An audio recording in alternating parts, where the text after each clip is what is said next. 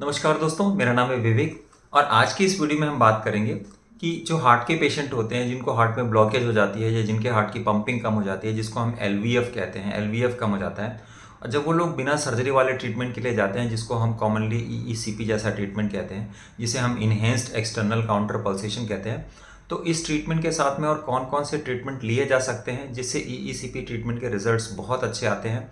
क्योंकि EECP treatment अकेले अगर देखा जाए तो कभी भी उतना इफेक्टिव नहीं होता है अगर उसके साथ में हम कोई और चीज़ ऐड ना करें। और सबसे ज़रूरी चीज़ जो होती है वो होती है लाइफस्टाइल। इसके बारे में मैं अक्सर बात करता हूँ। तो आज की इस वीडियो में हम ऐसे 5 तरह के ट्रीटमेंट के बारे में बात करेंगे जो कि जो पेशेंट ईईसीपी ट्रीटमेंट के लिए जाते हैं उनको ये ट्रीटमेंट ज़रूर ऐड करना चाहिए। और इसके बारे में देखा जाए तो बहुत सारे ऐसे एविडेंस भी हैं, कई सारे रिसर्च भी है। क्योंकि जिन पेशेंट्स को ब्लॉकेज हो जाता है, अब ईईसीपी जैसा ट्रीटमेंट हार्ट के ब्लॉकेज को नहीं खोलता। ईईसीपी जैसा ट्रीटमेंट हमारे हार्ट की मसल्स में ब्लड के फ्लो को बढ़ा देता है, ब्लड की सप्लाई को बढ़ा देता है, जिससे जिन पेशेंट्स को चलने में पेन होता है उनको पेन में रिलीफ हो जाता है। क्योंकि ब्लॉकेज के चारों तरफ हज़ारों की तादाद में नई नसें बन जाती हैं, जिसे हम कोलेटरल आर्टरीज कहते हैं या नेचुरल बाईपास हम उसे आम भाषा में कहते हैं। तो यहाँ पे ऐसे हम 5 ट्रीटमेंट के बारे में बात करेंगे। तो जो सबसे पहला ट्रीटमेंट हमारी लिस्ट में है उसे हम कहते हैं पंचकर्मा। ये एक आयुर्वेदिक चिकित्सा है। पंचकर्मा एक बहुत ही एंशियंट ट्रीटमेंट थेरेपी है और आप किसी भी शहर में चले जाइए, लगभग आपको पंचकर्मा सेंटर मिल जाते हैं। क्योंकि अभी कुछ दिन पहले की मैं बात बताऊं, करीब 15 फरवरी 2024 को एक न्यूज़पेपर में एक आर्टिकल आया था। एक पेशेंट्स की केस स्टडी थी जिनके 2 ब्लॉकेजेस थी, जिसमें कि एलएडी प्रॉक्सिमल में 95% का ब्लॉकेज था और एक ब्लॉकेज आरसीए में थी। तो जब उनको डॉक्टरों ने स्टंट लगवाने की सलाह दी तो उन्होंने स्टंट नहीं लगवाया, बल्कि वो आयुर्वेदिक चिकित्सा के लिए चले गए। उनको करीब 3 महीने की कुछ आयुर्वेदिक दवाएं दी गई और इसके अलावा उनको विरेचन चिकित्सा दी गई। और जिससे 3 महीने के बाद जब उनकी दोबारा से एंजियोग्राफी की गई तो उनके ब्लॉकेजेस उसमें देखे गए कि उनके ब्लॉकेज खुल गए थे। अच्छी चीज़ ये है कि ये सब चीज़ें पहले भी थी और 2003 में एक आर्टिकल पब्लिश हुआ था जिसको डॉक्टर कैडविल डीएसएल स्टाइन ने the journal of family medicine में पब्लिश किया था। उसमें उन्होंने दिखाया था कि केवल 32 महीने तक प्लांट बेस्ड डाइट पेशेंट्स को दिया गया एक अच्छी लाइफस्टाइल के साथ में, और पेशेंट को कोई कोलेस्ट्रॉल को कम करने की दवा भी नहीं दी गई। लेकिन इसकी वजह से पेशेंट्स के जो ब्लॉकेजेस थे वो पूरी तरह से खुल गए और जो आर्टरी थी, जो एक डिफ्यूज कोरोनरी आर्टरी थी, उसने अपना पूरा का पूरा शेप रीगेन कर लिया। तो देखिए, ये सब चीज़ें पहले ही प्रूवन है, लेकिन क्या होता है ये सब चीज़ें हाईलाइटेड नहीं होती। और जब पेशेंट को एक बार ब्लॉकेज हो जाता है तो हमेशा भागते हैं कि यार कैसे भी ये ब्लॉकेज खुल जाए, कैसे भी ब्लॉकेज खुल जाए। और ईईसीपी जैसा ट्रीटमेंट ब्लॉकेज खोलने के लिए तो नहीं होता, ये हमारे हार्ट के अंदर ब्लड की सप्लाई को बढ़ा देता है, क्योंकि ये नई आर्टरीज को क्रिएट करता है। लेकिन ये आर्टरीज बहुत कमज़ोर होती हैं। तो पंचकर्मा एक बहुत ही इफेक्टिव टेक्निक है। और ये जो मैंने अभी आपको बताया विरेचन चिकित्सा, जिसमें 2 तरह की चिकित्सा दी जाती है। एक तो होता है जिसमें शरीर में मालिश की जाती है, जिसको आमतौर पर अभ्यंग या पोटली पट्टी कहते हैं, और इसके बाद स्टीम बाथ दी जाती है। तो ये दोनों तरह की चिकित्सा आमतौर पे देखा जाए तो पित्त दोष को दूर करने के लिए दी जाती है। लेकिन हार्ट के ब्लॉकेज को खोलने के लिए जो अभी एक केस स्टडी पब्लिश हुई थी, मैं उसके बेसिस पे अगर उसके रेफरेंस में बात करूं तो पेशेंट को इस तरह का ट्रीटमेंट दिया गया था। प्लस कई तरह की आयुर्वेदिक औषधियाँ हैं। अब देखिए, आयुर्वेदिक औषधियों में भी अगर हम बात करें तो जो नेचुरली जो हर्ब्स हैं, जैसे लहसुन है, अदरक है, अर्जुन है, अश्वगंधा है, पुनर्नवा है, इस तरह की जितनी भी औषधियाँ हैं, इन औषधियों का कॉम्बिनेशन एक अच्छी लाइफस्टाइल के साथ 3 महीने करके देखा तो ब्लॉकेज रिवर्स हो गए। अब अगर आप अच्छी लाइफस्टाइल को भी फॉलो कर लेते हैं तो भी उससे हमारी ब्लॉकेजेस धीरे धीरे करके रिवर्स होती है। लेकिन जो ब्लॉकेज सॉफ्ट होती हैं, जो नॉन कैल्सिफाइड ब्लॉकेज हो जाती हैं, उन ब्लॉकेजेस के रिवर्स होने की संभावना बहुत ज़्यादा होती है जब हम इस तरह का ट्रीटमेंट लेते हैं। तो अगर आप अपने हार्ट के ब्लॉकेज के लिए अगर इस तरह का ट्रीटमेंट ले रहे हैं तो आप पंचकर्मा ट्रीटमेंट ज़रूर लीजिए। आप अगर ईईसीपी सेंटर में अगर आपको पंचकर्मा नहीं मिलता तो आप किसी दूसरे सेंटर में जा सकते हैं और वहाँ पे आप विरेचन चिकित्सा, जो मैंने आपको बताया जिसमें अभ्यंग और स्टीम बात है, ये 10 दिन 15 दिन का आप ट्रीटमेंट ले सकते हैं। इसको आप चाहें तो महीने, 2 महीने, 3 महीने के बाद रिपीट भी कर सकते हैं। एक अच्छी लाइफस्टाइल के साथ ये करेंगे तो ये आपके ब्लॉकेज को खोलने में बहुत ज़्यादा हेल्प करेगी। इसके बाद जो दूसरे नंबर पे चिकित्सा है वो है नेचुरोपैथी की चिकित्सा है। देखिए, आयुर्वेदिक चिकित्सा और नेचुरोपैथी काफ़ी कुछ मिलता जुलता है, लेकिन नेचुरोपैथी की चिकित्सा एक ऐसी चीज़ है जिसको आप घर पे भी कर सकते हैं। अगर आपको कोई मार्गदर्शन देने वाला हो जाए कि आपको क्या क्या करना है, जैसे मैंने पुराने वीडियोस में भी डिस्कस किया है कि करीब 4-5 तरह की ट्रीटमेंट है जो बहुत इफेक्टिव है। सबसे पहले HCC, hot and cold compress, जिसमें कि एक गर्म और एक ठंडे पानी में हम एक तौलिया को लेकर के पेट की सिकाई करते हैं खाना खाने के बाद। इससे हमारे हार्ट के ऊपर से आफ्टर लोड घट जाता है। दूसरा जो एक ट्रीटमेंट दिया जाता है वो दिया जाता है कटी स्नान कहते हैं उसको स्पाइनल बाथ कहते हैं। लगभग 40-42 डिग्री के पानी में पेशेंट को लिटा करके और करीब 40 मिनट 45 मिनट तक उसमें रखा जाता है। तो एक ये प्रोसेस होती है। इसके अलावा तीसरा होता है जिसको हम एनीमा कहते हैं। एनीमा भी बहुत इफेक्टिव चीज़ है। नॉर्मली जैसे मैं पेशेंट्स को एडवाइस करता हूँ त्रिफला के पानी का लगभग हर 2 महीने 3 महीने तक अगर एनीमा किया जाए तो ये सारी चीज़ें बॉडी को डिटॉक्सिफाई करने में हेल्प करती हैं। हमारे बॉडी में जो इन्फ्लामेशन होता है, जैसे अगर मैं बात करूँ जो हार्ट की मसल्स में इन्फ्लामेशन हो जाता है, जिसको हम HSCRP एक ब्लड टेस्ट होता है, इससे हम पता करते हैं और ये बहुत इंपॉर्टेंट मार्कर है हार्ट अटैक के लिए। तो कई बार क्या होता है पेशेंट्स को ब्लॉकेज होती भी है लेकिन उनका HSCRP लेवल लो होता है। इसका मतलब ये है कि उनको हार्ट अटैक का खतरा कम है भले उनके ब्लॉकेज ज़्यादा है। और देखा जाए तो आज के टाइम पे बहुत सारे ऐसे पेशेंट हैं, अगर हम 20s 30s की एज में ले लें, जिनके अगर आप एंजियोग्राम करें तो हो सकता है ब्लॉकेज ना निकले पर HSCRP लेवल बहुत बड़ा है। इसका मतलब जो बहुत शुरुआती ब्लॉकेज है में भी हो सकता है 20 या 30% की भी ब्लॉकेज है, वो ब्लॉकेज भी बहुत ज़्यादा हार्ट अटैक का खतरा क्रिएट करके रखते हैं।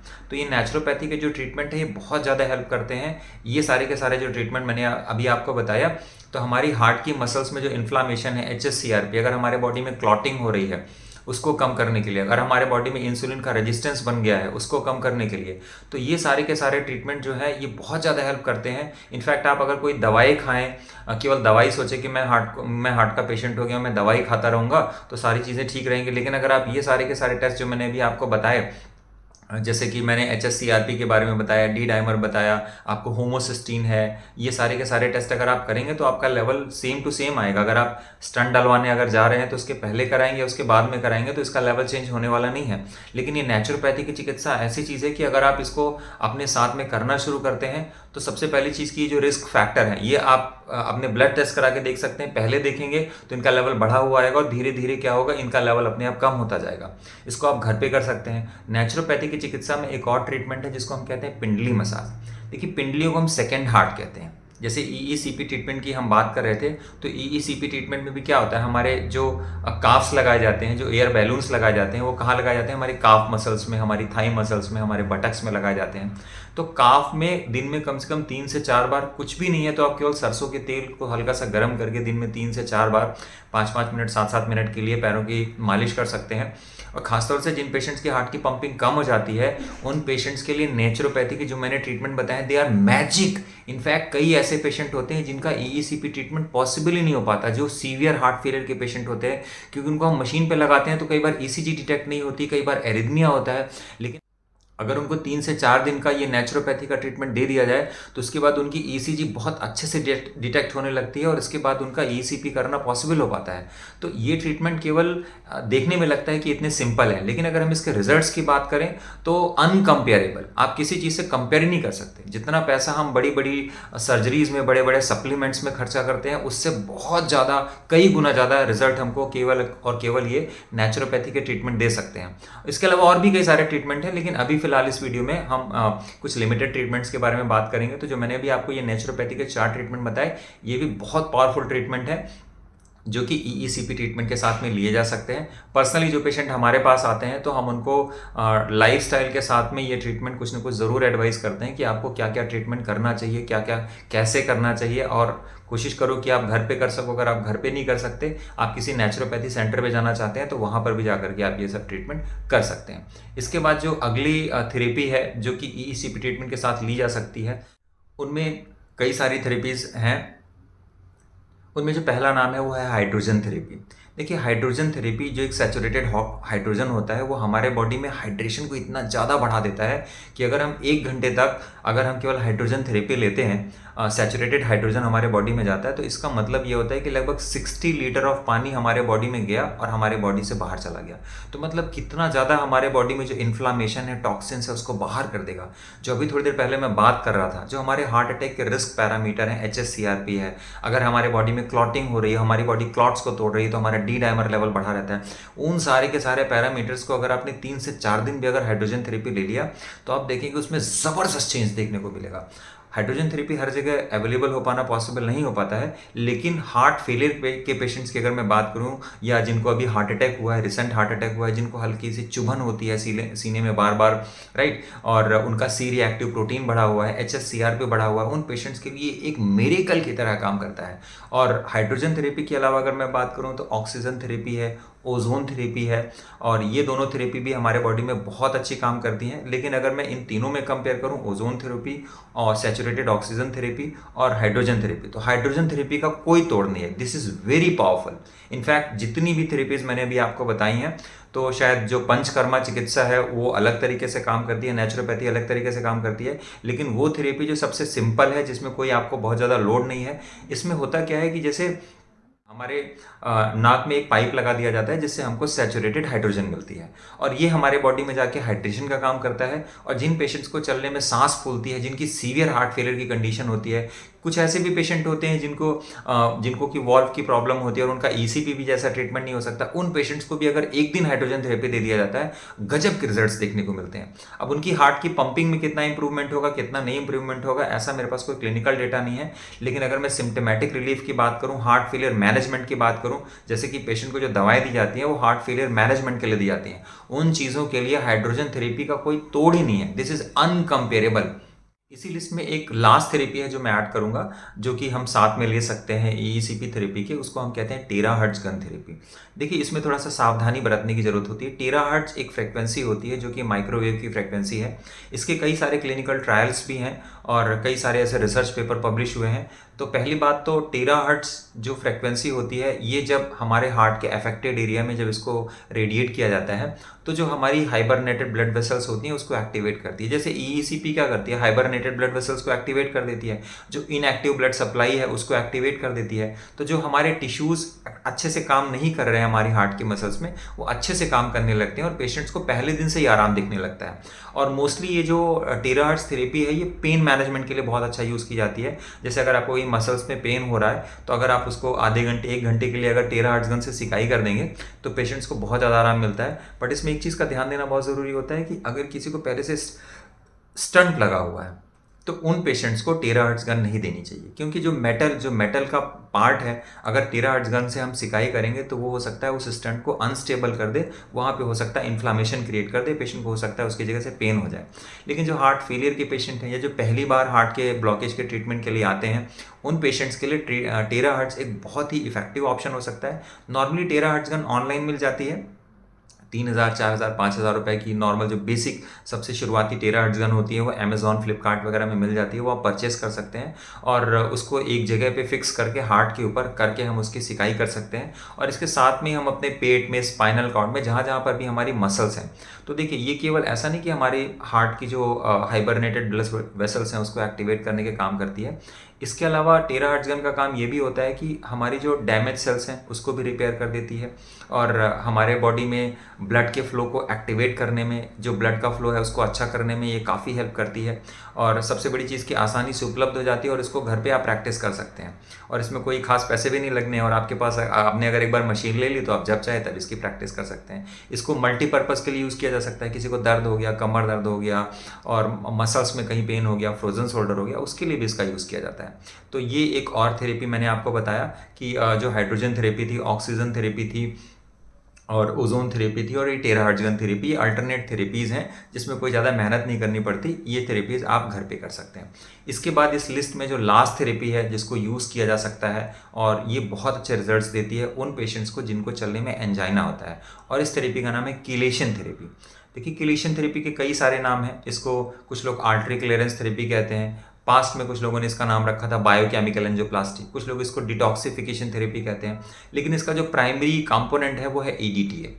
और ईडीटीए यूज़ किया जाता है हमारे बॉडी में से हैवी मेटल पॉइजनिंग को दूर करने के लिए, क्योंकि हमारे बॉडी में कहीं ना कहीं हैवी मेटल्स के जो हैवी मेटल्स होते हैं, जो वो डिपॉजिट होते हैं, जो वो रिमूव हो जाते हैं, तो उससे क्या होता है, अल्टीमेटली ब्लड का फ्लो अच्छा हो जाता है। ये एक ऐसी टेक्निक है कि जिन पेशेंट्स को चलने में पेन हो रहा है उन पेशेंट्स के लिए बहुत फ़ायदेमंद होती है। इनफैक्ट पहले दिन अगर पेशेंट को दे दिया है तो पहले दिन ही इसको पेशेंट को बहुत आराम मिलने लगता है। और अगर हम साउथ इंडिया की बात करें इंडिया में, तो साउथ इंडिया में चिलेशन थेरेपी के बहुत सारे सेंटर्स हैं, बहुत सारे लोग हार्ट के पेशेंट्स को चिलेशन थेरेपी फ्रिक्वेंट इंटरवल्स में देते हैं।